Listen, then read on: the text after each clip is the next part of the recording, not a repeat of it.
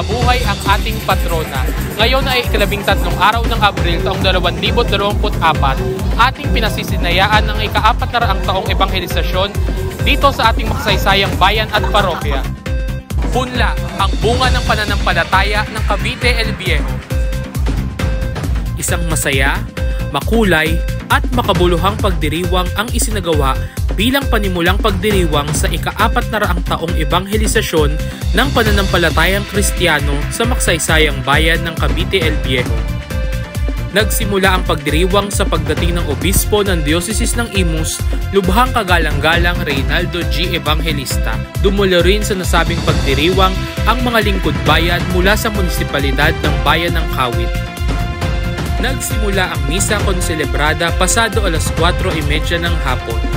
Sa loob ng banal na misa ay ipinahayag din ang isang resolusyon na nagdedeklara kay Santa Maria Magdalena bilang pintakasi ng rebolusyon, paraluman at patrona ng bayan ng Kawit, lalawigan ng Cavite.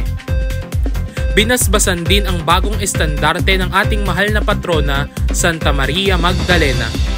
Bago at habang isinasagawa ang banal na misa, isa-isa nang nagdatingan ang mga patrong kasama sa prosesyon en grande.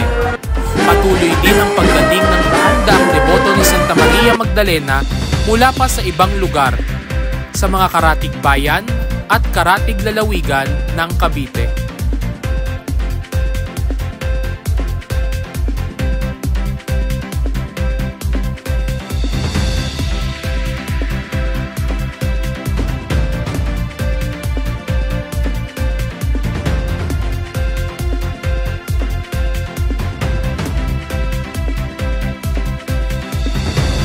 Matapos ang banal na misa ay formal na sinimulan ang prosesyon en grande sa isang makadamdaming paglabas ng matandang imahen ni Santa Maria Magdalena mula sa kanyang dambana. Kasama sa prosesyon en grande ang mga matatandang simbahan ng mababang Cavite na naging anak ng bayan ng Kawit, ang parokya ng Mahal na Birhen ng Soledad, Villa Cañacao Santa Isabel, Pandiocesanong Dambana at parokya ng Mahal na Birhen ng Fatima, Binakayan, Kawit, parokya ng Banal na Cruz, bayan ng Noveleta, Pandiocesanong Dambana at parokya ng Mahal na Birhen ng Del Pilar, lungsod ng Imus, parokya ng San Francisco de Asis, lungsod ng General Trias, at ang pinakamatandang simbahan sa mababang Cavite, ang parokya ng San Pedro Apostol, lungsod ng Cavite.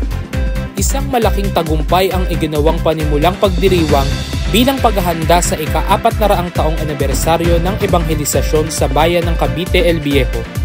100 araw bago ang kapistahan ng mahal na patrona, Santa Maria Magdalena.